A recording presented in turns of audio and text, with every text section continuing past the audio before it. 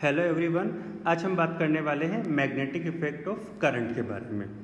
अच्छा, जब भी किसी वायर में करंट फ्लो करता है तो वो मैग्नेटिक फील्ड कैसे प्रोड्यूस करता है, उसके लिए हम सबसे पहले एक बात जान लेते हैं कि जब भी एक चार्ज पार्टिकल किसी कांस्टेंट वेलोसिटी से मूव करता है तो वो अपने आसपास एक फील्ड प्रोड्यूस करता है। वो अपने आसपास एक फील्ड प्रोड्यूस करता है और वो फील्ड होती है मेरी मैग्नेटिक फील्ड। कौन सी फील्ड प्रोड्यूस करता है? वो मैग्नेटिक फील्ड।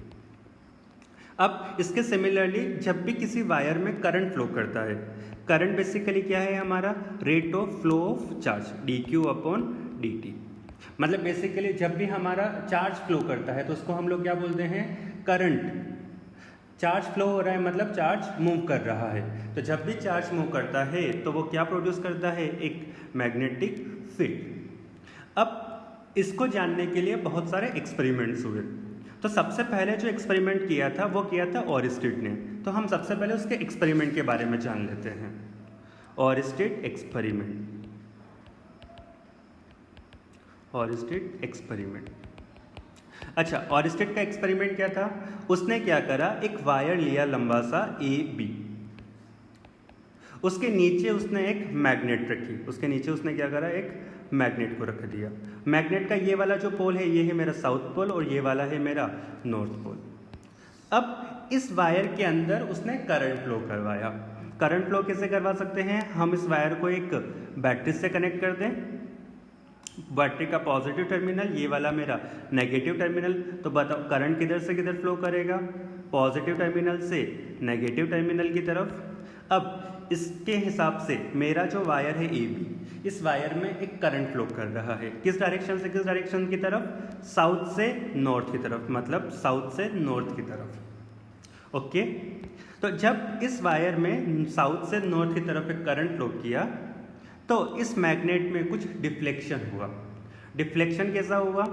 ये जो नॉर्थ पोल था ये ऊपर की तरफ मूव किया और साउथ पोल नीचे की तरफ मूव किया।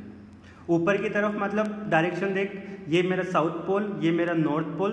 तो ऊपर वाला डायरेक्शन कौन सा होगा हमारे लिए? वेस्ट। और नीचे वाला डायरेक्शन हो जाएगा ईस्ट। ओके, तो नॉर्थ पोल किधर की तरफ मूव किया? वेस्ट डायरेक्शन में। और साउथ पोल ईस्ट डायरेक्शन में। सिमिलरली उसने जब करंट के फ्लो को अपोजिट कर दिया, वायर AB, उसके नीचे मेरा मैग्नेट, साउथ नॉर्थ पोल। जैसे ही करंट का डायरेक्शन अपोजिट हुआ, नॉर्थ पोल मूव किया नीचे की तरफ और साउथ पोल मूव किया ऊपर की तरफ। उसने अपने एक्सपेरिमेंट से ये ऑब्जर्वेशंस देखे और उसने इन ऑब्जर्वेशंस को अपने पॉइंट के फॉर्म में लिखा। तो सबसे पहले हम इसके ऑब्जर्वेशंस लिख लेते हैं। मैं यहाँ पे पूरा सर्किट कंप्लीट कर लेता हूँ। पहले बैटरी किधर से किधर बनेगी बता। करंट का डायरेक्शन रिवर्स कर दिया हमने, तो इधर की तरफ नेगेटिव टर्मिनल और इधर की तरफ पॉजिटिव टर्मिनल। ओके, चलो, तो इसका पहला ऑब्जर्वेशन क्या है? जब current, first observation, when current flows from south to north direction, south to north direction। अच्छा, north pole, north pole of magnet किधर की तरफ डिफ्लेक्ट हुआ? वेस्ट की तरफ। Get deflected toward west direction. कौन से डायरेक्शन में डिफ्लेक्ट हुआ? वेस्ट डायरेक्शन में। अच्छा, यहां पे second observation,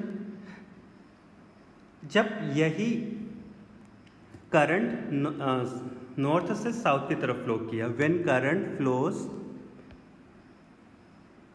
in the wire flows from north to south direction, north pole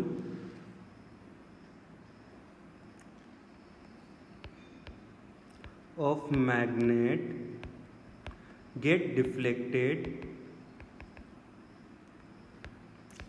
toward east direction. अच्छा, फिर उसके बाद उसने अपने एक्सपेरिमेंट को थोड़ा और आगे कंटिन्यू किया। उसने क्या करा, अब इस मैग्नेट को इस वायर के ऊपर की तरफ रखा। मतलब बेसिकली उसने क्या करा, इस मैग्नेट को यहाँ से उठा के यहाँ रख दिया। तो फिर उसने अपना कुछ ऑब्जर्वेशंस लिखे, फिर उसने कुछ और लिखा, कुछ ऑब्जर्वेशंस देखे उसने, फिर कुछ लिखा। तो उसने अपना थर्ड पॉइंट लिखा, when magnet is placed above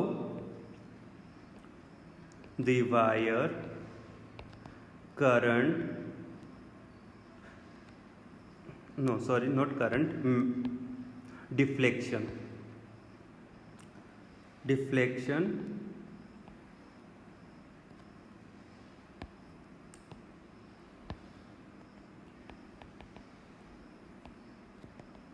in the wire, sorry in the magnet get reversed। Reverse मतलब जब मैग्नेट को वायर के ऊपर रखा गया, मतलब यहाँ पे, तो नॉर्थ पोल, पहले वाले केस में नॉर्थ पोल ईस्ट की तरफ डिफ्लेक्ट हुआ और साउथ पोल वेस्ट की तरफ। यहाँ पे जब हमने ये सेम काम किया, इसको यहाँ पे लाके रखा, तो क्या हुआ, वही डिट्टो, नॉर्थ पोल अब वेस्ट की तरफ डिफ्लेक्ट हुआ और साउथ पोल ईस्ट की तरफ, मतलब पूरा का पूरा डायरेक्शन चेंज हो गया। चौथा ऑब्जर्वेशन, जब कोई भी करंट फ्लो नहीं कर रहा, तो when no current flows in the wire, no deflection in the magnet. ठीक है, ये उसके 4 ऑब्जर्वेशंस थे। अब उसको एक बात बहुत अच्छे तरीके से पता थी कि मैग्नेट हमेशा मैग्नेटिक फील्ड में ही डिफ्लेक्ट करती है, मैग्नेट हमेशा मैग्नेटिक फील्ड में ही डिफ्लेक्ट करती है। तो उसने अपने इन चारों ऑब्जर्वेशन की बेसिस पे एक बात बोली कि जब भी किसी वायर में करंट फ्लो करता है, जब भी किसी वायर में करंट फ्लो करता है, तो वो उसके आसपास एक मैग्नेटिक फील्ड प्रोड्यूस करता है। फिर उसने अपने ऑब्जर्वेशन से अपना रिजल्ट क्या लिखा, उसका रिजल्ट क्या था, when current flows in the wire,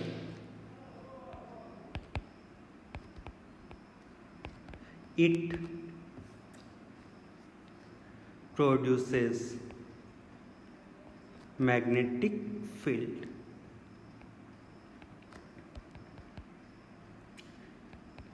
it produces magnetic field. अब एम्पियर ने भी कुछ अपना इसमें योगदान दिया। एम्पियर्स स्विमिंग रूल, हम लोग एम्पियर स्विमिंग रूल देख लेते हैं। एम्पियर्स स्विमिंग रूल,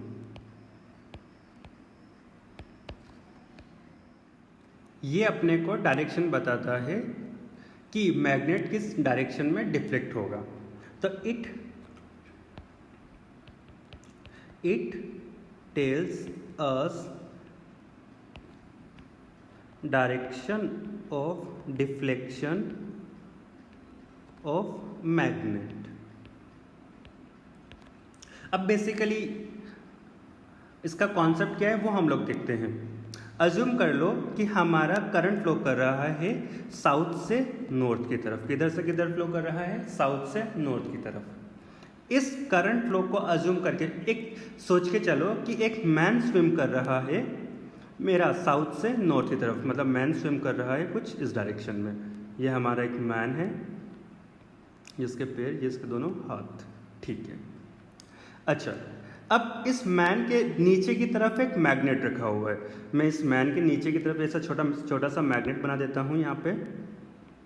ये हमारा एक मैग्नेट रखा हुआ है। ये मेरा साउथ पोल, ये मेरा नॉर्थ पोल। अब जब भी मेरा करंट फ्लो करेगा तो ये मैग्नेट क्या करेगा? डिफ्लेक्ट करेगा। अब इसका डायरेक्शन क्या है, को कैसा होगा कि मैग्नेट हमेशा स्विम करते हुए मैन के लेफ्ट हैंड की तरफ डिफ्लेक्ट होगी। इसका लेफ्ट हैंड कौन सा होगा, ऊपर वाला हाथ लेफ्ट होगा और नीचे वाला राइट। देख लो तुम स्विम करके, तुम इस डायरेक्शन में स्विम करो, तुम्हारा लेफ्ट हैंड कौन सा होगा और राइट हैंड कौन सा होगा। ये मैग्नेट किधर की तरफ डिफ्लेक्ट होगी, हमेशा ये डिफ्लेक्ट होगी लेफ्ट हैंड की तरफ। बस यही है हमारा एम्पियर स्विमिंग रूल। तो इसको हम लोग पॉइंट के फॉर्म में लिख लेते हैं, इमेजिन और consider man is swimming in the direction of current, in the direction of current in the wire.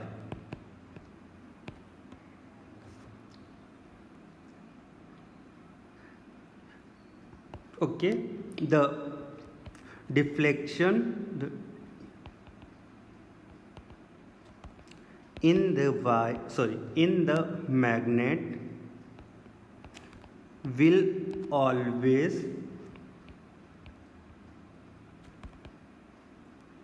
toward his कौन सा हैंड, लेफ्ट हैंड। ओके, ये है हमारा एम्पियर